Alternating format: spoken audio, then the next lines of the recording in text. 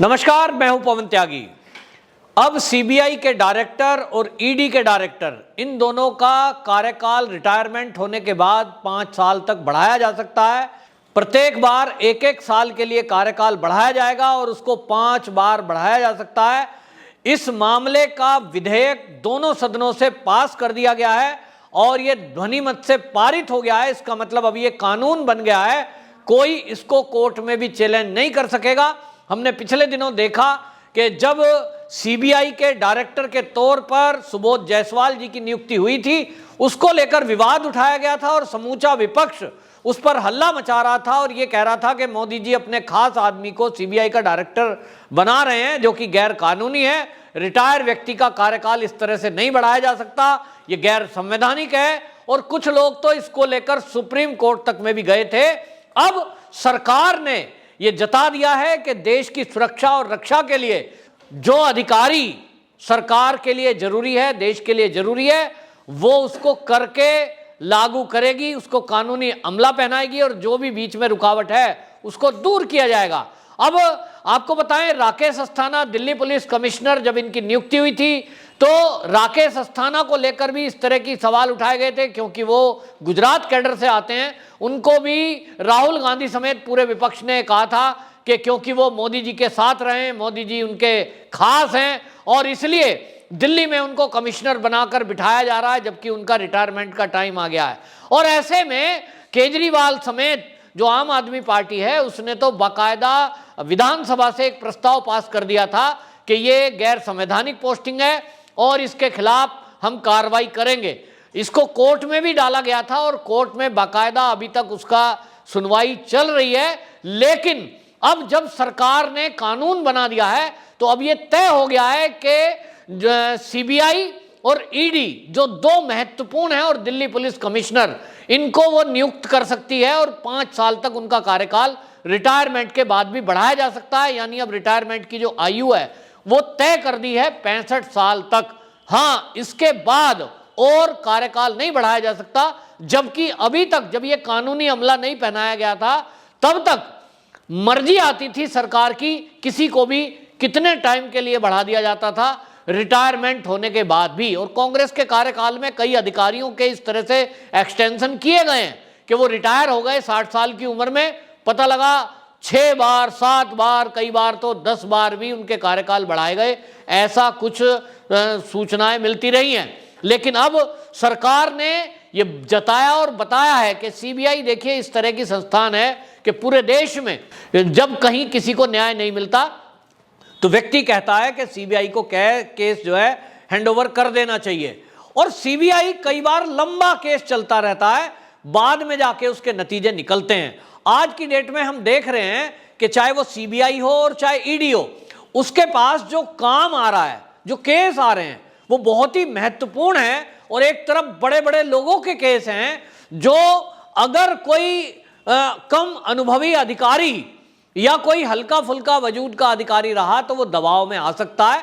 और इसलिए सरकार के सामने ये एक चुनौती होती है कि इस तरह की जो संवैधानिक संस्थाएं हैं उस पर जब वो डायरेक्टर जैसी पोस्ट की नियुक्ति करे, जिसमें आपको बताएं एक समिति उनका चयन करती है और समिति में प्रधानमंत्री होते हैं और एक हमारे देश का जो सर्वोच्च न्यायालय है सुप्रीम कोर्ट, उसके चीफ जस्टिस होते हैं और एक विपक्ष का नेता, 3 जने मिलकर सीवीसी की नियुक्ति करते हैं। सीबीआई, ईडी, इनके डायरेक्टरों की नियुक्ति में उस समिति का रोल होता है। और ऐसे में जब समिति तय करेगी तो उसमें कोई अनियमितता होने की बात नहीं है। और 2014 के बाद से जब से हमने मोदी जी का कार्यकाल देखा है, वो इन एजेंसियों को आज़ादी देते हैं और उसमें कोई दखल नहीं देते हैं। इसका उदाहरण आप देख लीजिए, जितने भी सीबीआई और ईडी के पास केस हैं उसमें हमने देखा कि महाराष्ट्र से जुड़ा हुआ सुशांत सिंह राजपूत का केस, जो कि सबसे ज्यादा चर्चा में आया था, और जिस तरह से नाम सामने आ रहे थे, जिस तरह से एंगल सामने आ रहा था, ऐसा लग रहा था कि सीबीआई अगर तत्काल कुछ खुलासे कर देगी तो महाराष्ट्र की सरकार गिर जाएगी। और उस समय लोगों का कहना यह था, विपक्ष का खास तौर पे ये विपक्ष इस तरह के आरोप लगा रहा था कि सीबीआई को इसलिए केस दिया जा रहा है, वो सरकार को गिराना चाहते हैं। लेकिन आज 1 साल हो गया, अभी तक सरकार गिरी नहीं है। इसका मतलब यह है कि मोदी जी का विजन स्पष्ट है कि वो संवैधानिक संस्थाओं को, जांच एजेंसियों को, सुरक्षा एजेंसियों को सरकार गिराने का टूल नहीं बनाने के मूड में है।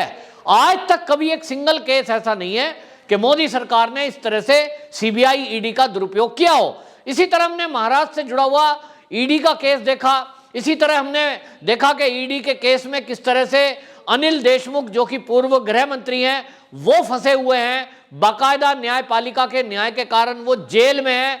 और इसी तरह हमने देखा एनसीबी का, एनसीबी भी इस समय एक चुनौती एनसीबी के लिए बनी हुई है, ड्रग माफियाओं की पकड़। और हम देख रहे हैं कि चीन ने बड़ी तेजी लाई है जब से मोदी सरकार आई है। उसको लगता है कि आतंकवादियों को मदद करने वाले बाकी रास्ते मोदी सरकार ने बंद कर दिए हैं, और ऐसे में वो पाकिस्तान में बैठे हुए आतंकवादियों को और भारत में बैठे हुए नशाखोरों को, ड्रग माफियाओं को किस तरह से खड़ा करे। तो उसके लिए ड्रग के तरह तरह के कारनामे किए जा रहे हैं, ड्रग के कई रास्ते खोले जा रहे हैं, और उसमें समुद्र के अलावा नॉर्थ ईस्ट का मोर्चा भी चीन ने खोला है। नॉर्थ ईस्ट में नागालैंड, मिजोरम, मणिपुर, उस तरफ से वो ड्रग बेचता है क्योंकि वहां चीन का बॉर्डर भी पास है, वहां से म्यांमार के लिए रास्ता जाता है। और हम जानते हैं कि म्यांमार जहां रोहिंग्या रहते हैं, उनकी भारी संख्या में घुसपैठ भारत के अंदर है, उनको वो टूल की तरह इस्तेमाल करके और भारत में ड्रग की सप्लाई करने का धंधा करने लगा है। इसी को ध्यान में रखते हुए केंद्र सरकार ने सिम्स नाम का संगठन बनाया, और ये सिम्स नाम का जो संगठन है उसमें एनआईए के लोग हैं, उसमें एसएसबी के लोग हैं, उसमें बीएसएफ के जाबाज हैं, और उसमें सीआईएसएफ के जाबाज है। उसको होल्ड करता है एनसीबी का डायरेक्टर। और आपको बताएं, जब पिछले दिनों जो एनडीआरएफ के हेड थे सत्यनारायण प्रधान, उनकी नियुक्ति जब की गई एनसीबी में, उस समय भी देश के विपक्ष ने हल्ला मचाया और कहा कि इनकी क्या जरूरत थी, इनको क्यों लाया गया, इनका तो रिटायरमेंट पास आ रहा था। और इसलिए ये माना जा रहा था, क्योंकि आपको बताएं जो सुबोध जायसवाल हैं, उस समय नियुक्ति में भी उनको हल्ला मचाया गया था। वो महाराष्ट्र में डीजीपी रहे, लेकिन जब उनकी नियुक्ति सीबीआई डायरेक्टर के तौर पे की गई तब भी विपक्ष को ऑब्जेक्शन था। कहीं ना कहीं इनको भय था, क्योंकि महाराष्ट्र में जिस तरह से सरकार के कारनामे हैं, महाराष्ट्र में जिस तरह से डीजीपी रहते हुए सुबोध जायसवाल के टाइम पे ट्रांसफर पोस्टिंग का घोटाला खुलकर आया था, जिसका खुलासा देवेंद्र फडणवीस जो कि पूर्व मुख्यमंत्री है उन्होंने किया था।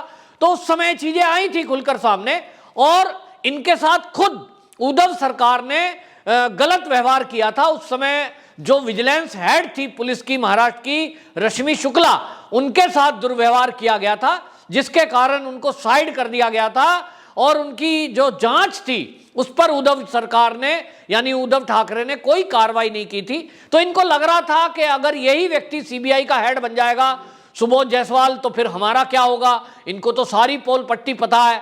लेकिन उद्धव ठाकरे जी और अब उनके जो दो सहयोगी हैं कांग्रेस और एनसीपी, वो देख रहे होंगे कि मोदी जी ने ये डायरेक्टर जरूर बना दिए सीबीआई के सुबोध जायसवाल, लेकिन उनका दुरुपयोग नहीं किया है।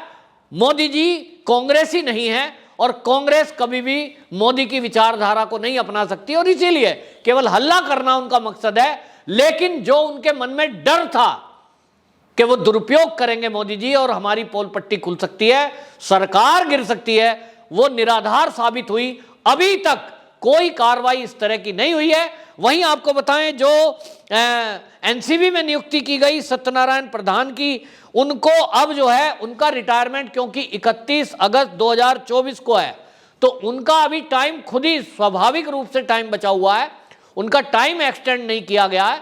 केवल उनकी नियुक्ति एनडीआरएफ से हटाकर यहां की गई है। क्यों की गई है? क्योंकि एनडीआरएफ का काम हमने हमारे देश में देखा है।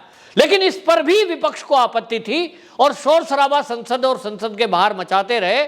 आखिरकार इस देश के विपक्ष को प्रॉब्लम क्या है? प्रॉब्लम असली ये है कि मोदी जी कोई भी देश हित का काम करेंगे, इनको विरोध करना है, क्योंकि चोर की दाढ़ी में तिनका, ये कहावत हमने सुनी है। तो मुझे लगता है कि ये देश का जो विपक्ष है, इनको ये भय है कि हमारे ऊपर सीबीआई कार्रवाई कर देगी, हमारे ऊपर एनसीबी कार्रवाई कर देगी, हमारे ऊपर ईडी कार्रवाई कर देगी। तो एक सवाल उठता है, क्या इस देश के विपक्ष के लोग, उन्होंने कोई अवैध धंधा करके धन कमाया हुआ है? जो संपत्ति उनके पास है उसका लेखा जोखा उनके पास नहीं है, जो उन्हें ईडी का डर है, क्योंकि ईडी इन्हीं मामलों को देखती है। क्या कहीं उनके ड्रग माफियाओं से संबंध है, जो उनको एनसीबी का डर है? क्योंकि हमने देखा महाराष्ट्र में जिस समय आर्यन खान ड्रग मामला खुलना लगा, उसी समय तुरंत समीर वानखेड़े को लेकर सारा विपक्ष और स्पेशली नवाब मलिक किस तरह से खड़े हुए और महाराष्ट्र की पूरी सरकार उनके पीछे खड़ी हो गई। पूरी रेड को फर्जी बता दिया गया, एनसीबी डिपार्टमेंट को फर्जी बता दिया गया। इनको यह नहीं लगता कि इस देश की संवैधानिक संस्था है, उसको आप इस तरह से दुनिया में बदनाम करने का काम कर रहे हो, इसका असर क्या पड़ेगा। लेकिन इनको तो केवल अपने रिश्तेदारों को, अपने निकट और या कुछ लालच में इनको उनको बचाना है। इसलिए संवैधानिक संस्था और उन अफसरों पर सवाल उठा दो जो देश की सेवा में लगे हुए हैं पूरी ईमानदारी से। तो सवाल उठाया गया और इसलिए उनका सवाल उठाया। लेकिन मोदी जी ने, अब जब ये मोदी सरकार ने कानूनी अमला पहना दिया है कि वो सीबीआई, एनसीबी, ईडी या हो दिल्ली का पुलिस कमिश्नर, इनको चाहे तो जब तक रिटायरमेंट के बाद एक एक साल करके 5 बार तक इनका कार्यकाल बढ़। और ये दिल्ली विशेष पुलिस स्थापना संशोधन विधेयक 2021 ये दोनों सदनों से पास हो चुका है। शीघ्र ही राष्ट्रपति जी के सिग्नेचर हो जाएंगे और इसके बाद ये कानून बन जाएगा। अब कोई भी देशद्रोही अगर कोर्ट के जरिए ये सोचता हो कि सुप्रीम कोर्ट में जाकर वो अड़ंगा अटका लेगा और इन अफसरों के कार्यकाल को बीच में स्थगित कराकर वो कहीं अपनी जांच को प्रभावित करा लेगा, क्योंकि हमने देखा है कि कई बार तो आतंकवादियों पर कोई केस चल रहा है, उसकी इन्वेस्टिगेशन चल रही है, उसके फेवर में भी कुछ लोग कोर्ट में पहुंच जाते हैं और उसके केस को ट्रांसफर कराना या इस तरह से जांच को हटाना, इस तरह की बातें करते हैं। तो अब जो देश विरोधी लोग हैं, जो आतंकियों के रहनुमा हैं, जो इस तरह से नशाखोर करने वालों का फेवर लेने वाले लोग हैं या किसी ना किसी कारण से डायरेक्ट इनडायरेक्ट रूप में उनके सहयोगी हैं, उन सब के मंसूबों पर केंद्र सरकार ने पानी फेर दिया है ये दिल्ली पुलिस स्पेशल स्थापना संशोधन बिल को पास करके। तो बहुत अच्छा काम है। और इस पर आपको बताएं, बयान देते हुए लोक शिकायत एवं पेंशन राज्य मंत्री जितेंद्र सिंह ने कहा कि पहले इसका टाइम बाउंड नहीं था, कितने कितने कार्यकाल बढ़ा सकते हैं। हमारी सरकार ने बाकायदा इसकी लिमिट तय कर दी है और वो लिमिट है 5 साल, यानी 5 साल से आगे इनका किसी का भी कार्यकाल नहीं बढ़ेगा। ये एक पॉजिटिव कदम उठाया है, जहां एक तरफ ईमानदार और अच्छे देशभक्त जो अधिकारी हैं, अब उनको इसके तहत जो है कार्यकाल बढ़ाकर सम्मानित किया जा सकता है और जो महत्वपूर्ण जांच है उनको किसी ना किसी निष्कर्ष पर पहुंचाया जा सकता है। वहीं विपक्ष को इससे करारा झटका लगा है। वंदे मातरम।